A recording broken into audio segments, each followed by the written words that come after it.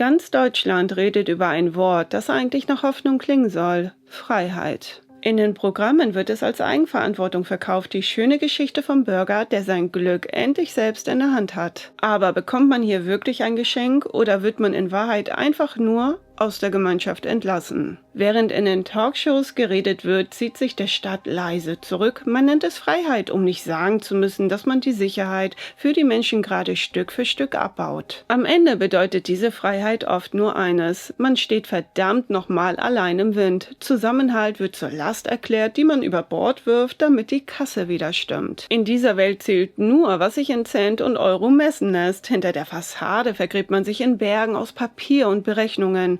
Aber das echte Leben der Menschen kommt darin nicht vor. Die großen Treffen wirken wie Theater. Man verschiebt das Rentenalter um ein paar Jahre, optimiert die Prognosen für das nächste Jahrzehnt. Aber die Angst vor dem sozialen Abstieg bleibt. Es wirkt nicht mehr so, als ginge es um die Gesellschaft, sondern einfach nur noch darum, um die Zeit bis zum nächsten Wahltag zu überstehen. Krisen werden nicht mehr gelöst, sondern nur so lange verwaltet, bis sie keinen mehr interessieren. Hat das Leben zwischen den Zahlen eigentlich noch Platz oder sind Erschöpfung, kranke Eltern, Zeit für die Kinder Systemfehler, die in keinem Bericht vorkommen dürfen? Das System sieht dieses Leben leider nicht als Teil des Plans, sondern es wirkt dort eher wie ein Fehler. Es ist die Logik einer Struktur, die die menschliche Wahrheit ignoriert, weil sie nicht in eine Excel-Tabelle passt. Man baut hier keine Sicherheit für Menschen, sondern einen Plan für Einheiten, die einfach nur funktionieren sollen. In dem Umbau ist man kein Bürger mehr, man wird zum Anleger gemacht. Die Rente verschiebt sich weg vom Versprechen hin zum Glücksspiel an der Börse. Man wird zum kleinen Geschäftsmann ernannt, nur damit man im Alter nicht untergeht. Aber am Ende bedeutet das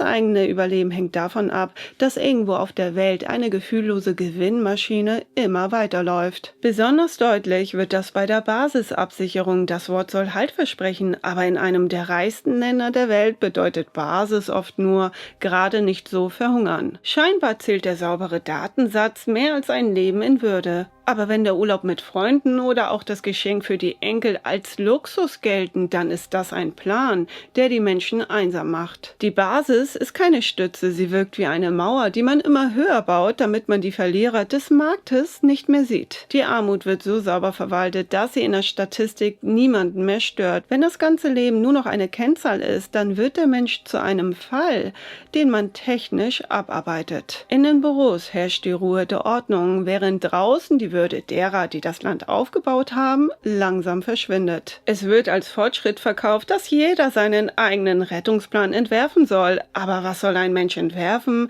dessen Körper nach 40 Jahren auf dem Bau oder in der Pflege nur noch Ruhe braucht? In der Welt der Computerprogramme gibt es keine Verzweiflung, sondern nur Zuständigkeiten. Gleichzeitig wird die Familie zum stillen Helfer. Das Lob für die häusliche Pflege ist am Ende vor allem eins: eine Sparmaßnahme. Der Staat spart Milliarden, während privat die Löcher gestopft werden, die seinen Rückzug gerissen hat. Die Familie soll ein System retten, das sich selbst längst zu teuer geworden ist. Liebe soll die fehlenden Strukturen ersetzen. Doch wer alleine lebt oder nicht in dieses Muster passt, wird zum Risiko für die Statistik. Am Ende wird uns das scheinbar als die große Wahl verkauft. Entweder Aktienreichtum oder Armut im Alter. Aber das ist oft leider eine Illusion, denn es gibt keine echte Wahl, wenn die Startbedingungen so ungleich sind. Wer mit einem Erbe startet, ist eigentlich fast schon am Ziel. Der Rest steht am Anfang vor einer unendlichen Strecke im Matsch der Ungerechtigkeit. Man baut eine Welt, die vor allem für die Gewinner funktioniert. Das Risiko trägt der Einzelne ganz allein, während die Gewinne der Finanzwelt vom Staat abgesichert werden. Besonders schlimm wirkt das Durcheinander der Ämter. Die Menschlichkeit hört oft dort auf, wo die Vorschrift anfängt. Würde der Zusammenhalt so laut krachen wie ein Haus, das zusammenbricht, wäre der Aufschrei riesig. Aber hier passiert es ganz leise, hinter Glaswänden und sterilen Räumen. Während draußen so langsam die Existenzen zerbrechen, verliert man sich drinnen in Diskussionen über technische Details. Am Ende scheint es fast wichtiger zu sein, dass die Institutionen auf dem Papier gut dastehen, als die Not derer zu sehen, die wirklich am Limit sind. Ein Rettungsboot für alle gibt es hier nicht.